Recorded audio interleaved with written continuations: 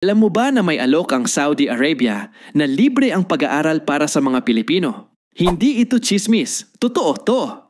Sa programang Study in Saudi, may 265 full scholarships para sa mga kababayan nating gustong mag-aral abroad. At hindi lang ito para sa mga Muslim, lahat ng Pilipino ay pwedeng mag-apply, nasa loob ka man o labas ng Saudi. Kasama sa scholarship ang libreng tuition, monthly allowance, hanggang 29,000 pesos, libreng tirahan, round-trip plane tickets at medical insurance.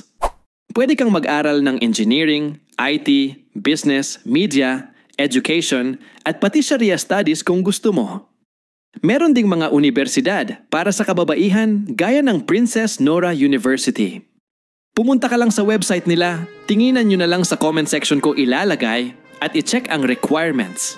May deadline ha! Huwag palampasin. Libre na, legit pa. Baka ito na ang chance mong makapag-aral abroad. I-share mo to, baka may kakilala kang nangangarap mag-aral sa abroad. Malay mo, ikaw na ka Joe Fax ang susunod.